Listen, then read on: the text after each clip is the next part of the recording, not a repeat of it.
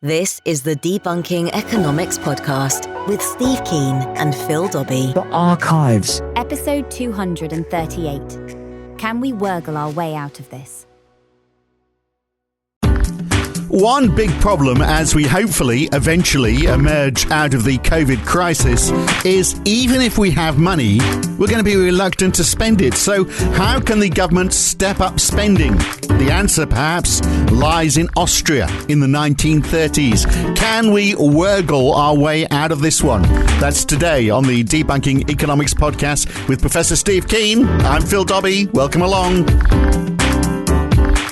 So, can we Wörgl our way out of this? In other words, look, the only reason we're doing this podcast is for that pun, I have to admit, but we have spoken about this before. The town of Wörgl in Austria during the Great Depression issued its own currency, basically because money wasn't moving around fast enough. So they issued a currency that lost value over time. I mean, demurrage, isn't it? Demurrage is the term for that. And I guess that, the reasoning behind that is because people can hoard money. And we're actually seeing that right now, aren't we? Where people who've got money are hanging onto it during this crisis, and that's not helping the circulation of money. So this is an issue that needs to be tackled if we're going to find our way out of COVID-19 and get the economy firing up on all cylinders, isn't it? It is, and this is. That was an amazing experiment, because when you think about, you see how people define money. They say the money has to be a means of account, so where you measure your financial situation versus somebody else, a means of payment, so it's what you use to buy goods and services, and the killer, it's a store of value. Now, this is the problem, because if you actually start to regard money, whatever you're calling money, to regard it more as a store of value, that actually undermines it being used as a means of payment. Because if you think it's going to rise in value, that's a good reason not to spend. Okay? Yeah. Okay. You're actually sacrificing future spending power by spending now.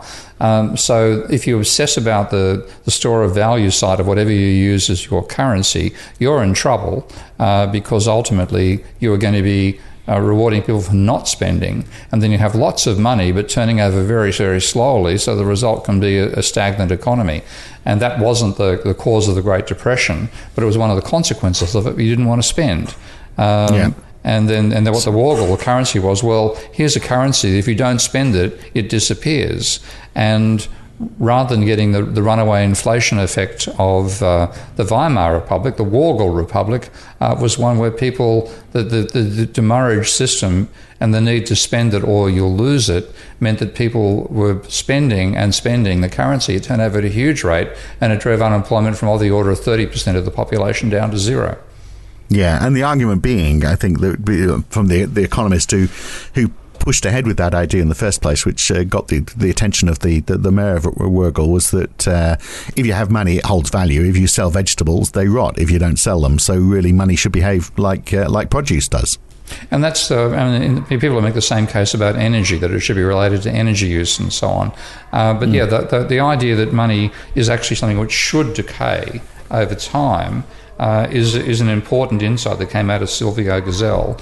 And Keynes was incredibly impressed by Gesell's argument, but of course the last thing you can do with an existing currency is bring in the fact that it's going to decay over time, because the people who hold it are going to say, no, don't like that.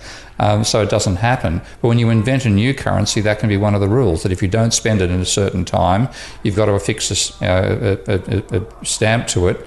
And the stamp, each time you do it, falls in value, so you're encouraged to spend rather than hoard. But inflation does the same thing, doesn't it? If you have inflation, which obviously we don't now, so wouldn't it be easy if we just had some way of getting, if inflation was to pick up, people would start spending because they want to get rid of the money now while it's worth something? Yeah, and that's why inflation, rather than being the big bogeyman, which is the way the neoclassicals put it across, and also all the hard money types and so on, what that actually does is encourage spending. And it can be, if you have a ludicrous situation of hyperinflation, then that, of course, that's a breakdown in its own right. But a moderate level of inflation, and something at the order of between 2 and 5% per year, is enough to mean that you're more encouraged to spend than you are to hoard. And because you're in a system where your spending is somebody else's income, that actually money comes back to you in the sense that once you've spent it, it goes to somebody else who then buys something off you in a very roundabout way. But it actually encourages more economic activity out of the same amount of money. And that was the beauty of the Wörgl experiment. It wasn't just a local currency, it's a local currency which depreciated if you didn't use it, and therefore you were encouraged to use it, and that drove up overall economic activity. Right. So how did that relate to the Austrian shilling? Was it? Were they? I'm trying to think what the currency was. Yeah, I anyway, think it was the shilling. So how did it? Yeah. Let's assume I'm right, even though I'm invariably wrong. But what does the? So how did it with the local currency? How did the exchange work? If you went into a shop and you wanted to buy something and it was 10 shillings, how many Wörgl dollars would it be? I don't know the actual conversion rate there, but it was something which could initially be used. One way they encouraged it was that, again, this is where it comes very much in line with modern monetary theory thinking. It's something the local council would accept in payment of local council rates, and therefore you had an encouragement to buy it. And like my good friend, the system engineer Trond Andresen, has suggested a similar idea that you, for countries like Ecuador, bring in a parallel currency and give a discount for using it to buy your taxes, or pay your taxes, in which case you could actually end up being worth more than a local currency in that situation, because you're buying a discount on your taxes to get it. And then because economic activity in general increases courtesy of that, then that covers the revenue problems of the council in the first place. No, but how does paying your tax push up productivity? Because that's a leakage, surely. No, but what it means is you've got a currency which you're encouraged to hold because you can use it to pay taxes. You don't have enough money you're not getting enough money in. Let's use the mark as our currency here. I'm not sure they're using shillings or marks in Austria at the time, but anyway, say it's the mark. If you don't get enough revenue coming in marks because people are hoarding, courtesy of the Great Depression and the absence of credit-based money and the excessive levels of debt denominated in that currency, you don't have spending in that, but you start accumulating. People are willing to pay you in. You're willing to accept payment in the Wörgl currency, the scrip, because you have commitments in that, and then you can use that to buy somebody else who's also got commitments in the same scrip currency to the local council. And ultimately the rate of turnover of the scrip currency was far higher than the rate of turnover of the mark in the same region, but the sum of the two meant that we had full employment. Yeah, I mean, in fact, to such an extent, it worked to such an extent, didn't it, that they were having so much money paid back in overdue council tax that they started to wonder, in fact, whether people were counterfeiting the currency because so much of it was coming back, whereas in fact it was just because it was turning over so quickly. Yeah. And this is the big mistake people make in thinking about money, is that they tend to equate the sum of it they have in their possession with the level of economic activity. But the difference between the two is the sum of the money. It's the turnover rate of the money that matters. So people think, you can't pay back any debt limit because you've got to pay the interest as well. They're adding the debt in the interest payments in dollars per year to the debt in dollars, which is just a mistake. That thinking gets in the way when we think about a lot of monetary issues. And the beauty of the Wörgl experiment was this idea that we want to encourage the turnover of the notes, not the hoarding of those notes. And demurrage meant people with no point in hoarding, you'd lose it. So we've talked in the past about how getting back almost to the idea of sort of like helicopter money, but applied maybe through a debit card. If you say we want to put money directly into people's bank accounts, and one way we could do that is just the problem is, of course, as we saw in Australia when what was it, $900 was put into people's bank accounts during the 2008 financial crisis by Kevin Rudd's government. A lot of that went to pay off debt, whereas in fact, if you had this sort of approach, some of the debt might be good to pay off, but basically you do want people to spend, don't you? We've talked in the past about, maybe I'd like to give everyone a debit card, because that's an easy way of getting government money into people's hands. Everyone gets a preloaded debit card. And maybe that has a time limit on it, so that increases the impetus to spend. The only problem is it only works for the first transaction, doesn't it? Because if I use that credit card to pay somebody in pounds or Australian dollars or whatever my local currency is, then that impetus to spend is gone, hasn't it? It goes to the next person. They don't have to spend it as quickly and they could use it to pay off their home loan or hoard it.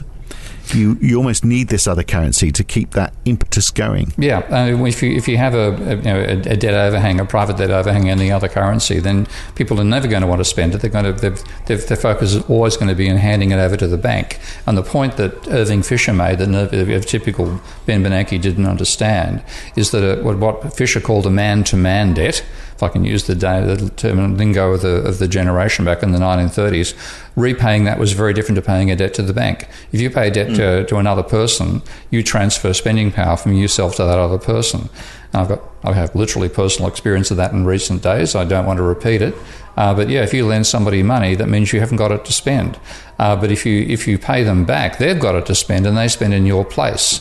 And that's the world of the scrip currency, because it wasn't just extinguished by paying back a debt. It was extinguished by not being used.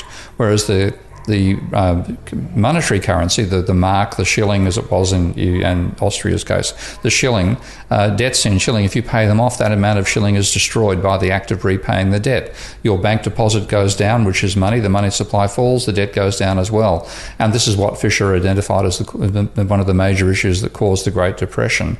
The fact that repaying the debt actually destroyed money. Now, in the case of this circulating scrip, it wasn't credit-based at all in the first place. There was no debt to be repaid when you paid somebody in shilling in Wörgl, in the Wörgl, and actually called the note the scrip. That just transferred spending power to that person, who also had the same motivation to spend because of the fact that it was depreciating through demurrage. Yeah, they tried to argue. They called it a scrip. It was like a certificate, wasn't it? They tried to argue. In fact, it wasn't in fact money. You want to avoid it because politically, that's the trouble. You then cut down on and that's what actually ended them. Of course, the Austrian Central Bank sued them to stop them issuing the scrip, won the court case, and destroyed the economy. Yeah, and obviously everyone else was looking at it thinking that's a good idea, and I guess they were worried about whatever the currency was that they were using at the time, whether it was the mark or the shilling.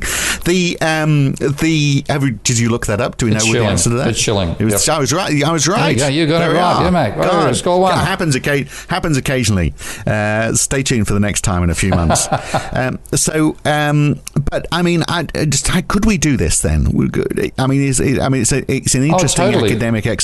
Could we do it? I mean, it sounds like, particularly in this digital age, creating another currency actually should be relatively easy, shouldn't it? It's extremely straightforward today. I mean, the difficult thing was that back when Wörgl did this, everything had to be physical. So the way that you maintained the stamp, the value of the scrip, was you had to buy, if you didn't spend it, you had to buy a stamp to put on it after each week, and that would cost you 1% of the value of the note. So you're actually losing money to hang on to it, so therefore you'd spend it before that actually happened. But if you had electronic bank accounts, it would simply be, and you could base it on how long since your last expenditure, how much did you have inside in the account to begin with, and both those could be used as factors to affect the demurrage, so you'd be encouraged to get out there and spend that thing faster. And I've just seen, looking at I don't think there's a decent statistics to actually work this out, but there's a claim from the people who established the Bristol pound that the rate of turnover of the scrip was 100 times the rate of turnover of the shilling. So the money goes. So we issue a bank card or whatever. We issue a bank account. Everyone gets a bank account that's got money in it with some way of a card that they can use against that currency. The currency decreases over time based on how long you've had it sitting in the bank account. That money then starts to circulate through the economy. I'm a retailer. I get paid in this currency, but the currency. Aren't I just going to push prices up for that currency? If that currency is worth less in a month's time, aren't I going to say, well, okay, in a month's time it's going to cost you that much more?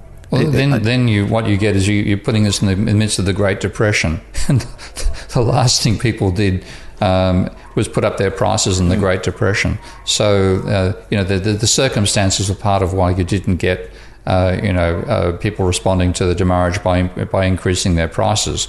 And the same thing would apply if you tried it in a more generic sense. I think this is the sort of thing they should do if it ever happens on Mars.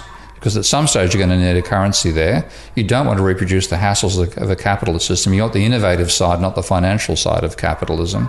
Have the Musk being something that depreciates at 1% per Martian month, whatever that is. And therefore that's what you use for spending, and therefore accumulation is almost impossible. Right, but back in the world where we are now, before people have given out on this planet, I know Mars is there now, but it's not very well occupied. I can't understand those people who would give away their lives to go and live on Mars, knowing that they're never going to come back again. Particularly if they're then told, by the way, your money's going to lose value over time as well. That would just make things worse for you. You reckon I'm just going to discourage the migration to Mars? Am I? Sorry about that, Elon. Exactly. That was the nail in the coffin as far as I'm concerned. But I'll have to share a joint with him and apologise. That'll get them through. In a podcast. That'll get them through. The only thing I'm struggling with on all of this is if you've got items for sale, you've got two currencies running side by side. So say you've got, I don't know, what we're going to call it in the pound then. We've got the Johnson or the Boris. Our new currency is going to be called the Boris, and I've got the Boris and the pound, and the Boris loses value, just as Boris is losing credibility. The Boris loses value over time, but the pound isn't. How do they sit side by side if you're still shopping in the same shops, buying the same things? How does that work? Well, a large part of it is because you're putting into a depressed economy where people aren't getting paid enough in the actual pounds to begin with, and they desperately want they want to make some sales, and they can't sell everything at the pound price they want. They're being forced to push the pound price down to get business at all. So like a colleague of mine, Trond Andresen, who's a systems engineer based in Norway, has been a great fan of parallel currencies for a long time, and he's been talking about a way you could actually bring one into the Eurozone to overcome the weaknesses of the Euro. And the idea was that you would have a local council or even an entire country say that they're going to issue this parallel scrip, and they would initially pay all social security in this current, if you pay 100 euros of social security now, you'd pay 100 euros when the scheme began, and you'd throw in 10 units of the parallel currency. He calls it EPM. Let's call it PEM. Rather than Boris, okay. You throw. Oh, let's call it a Boris, okay. You'd pay in pounds and Borises, and the council would be paying you, or the government would be paying you £100 plus 10 Borises as your social security. And then when taxes are due, they'd also want payment of taxes in a similar mix, 90% in pounds and 10% in Borises. So you had a reason to hang on to the Borises, and you had to and to accept payment as well, because at some point you need that to pay your own taxes. So that's the modern monetary theory aspect of the proposal. Right, but and then you carry on. Yeah, I'll save this question for later, maybe. But I thought the idea was that you didn't want people to pay taxes unless you wanted people to spend this money. Yeah, well, but you encourage them to accept it in the first place. It has to have some sort of function, and the only function it has initially is going to be used to pay taxes. This is a state-designed. Whether it's the local, as it was for Wörgl, or it's a national thing, as it could be for the overcoming the euro or weaknesses of the pound. So the government pays additional, over and above the additional original payment in pounds. You don't reduce it. You're adding the spending power, and then you require payment back in that same mix. So you've got an encouragement to accumulate some of these Borises as well as accumulating pounds, so that you can pay their taxes. And then you also require firms to price in both terms. So whereas initially the firms might have been pricing something at £100, and they say, we'll work out a new price, and it's got to be something which is comparable to the previous price. So you can make it £90 and 10 Borises, which is the same as the ratio on which taxes ultimately have to be paid. And then what you have is a freely floating exchange rate between the two, but you have people spending. They're being paid not just in pounds, they're being paid in pounds and borises as well, and there's more economic activity, which is soaking up the unemployed resources. You've got the unemployed workers and and boarded up shops, etc., etc. So you have a system that means people have a need to accumulate it. They receive it from the government in terms of welfare payments. They then have to pay it back to the government in terms of taxes. They've got to accumulate it, and things are being priced in both as well. So you get a combination of the two turning up, and that adds to the overall demand in the economy.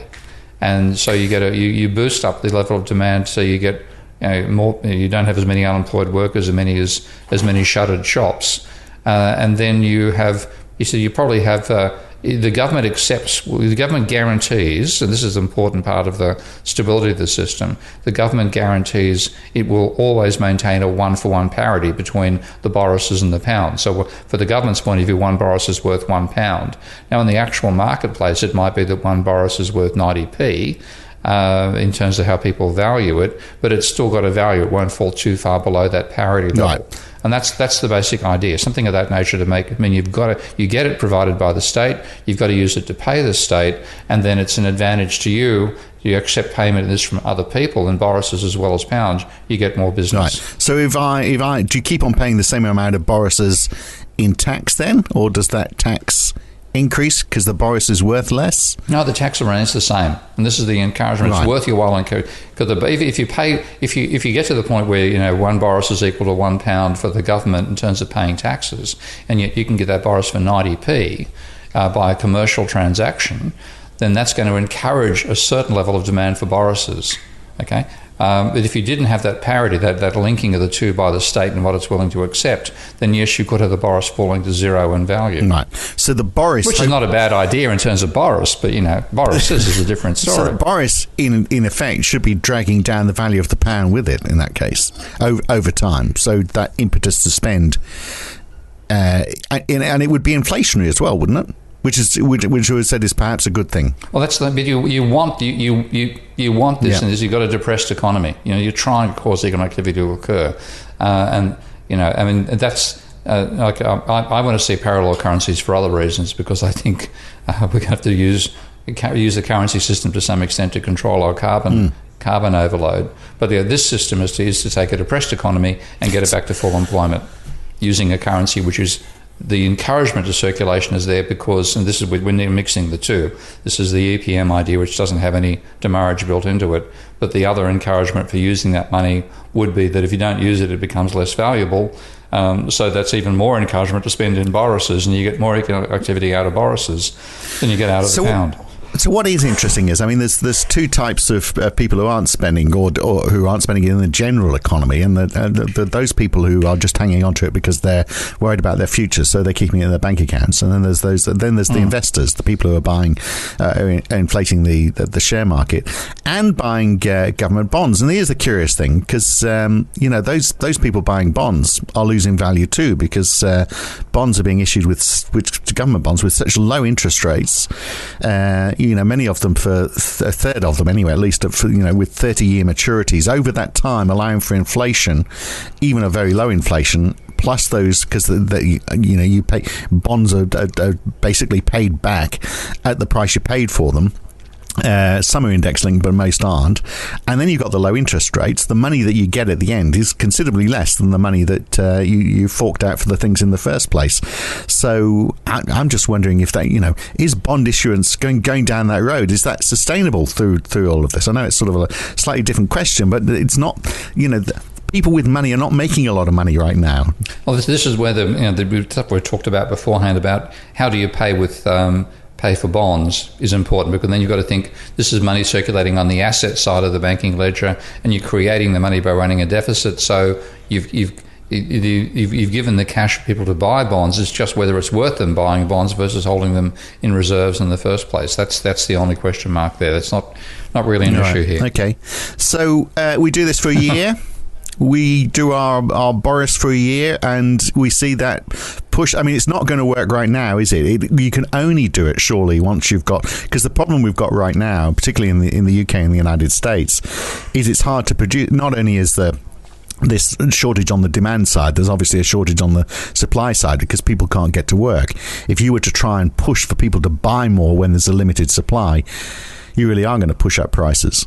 Yeah, but I think the most important thing about that right now is showing a universal basic income works. Because if you look at where people are, I mean, the levels of debt in America have just gone through the roof, private debt, with this crisis. And I can actually pull up the figures. I've actually just been doing this recently.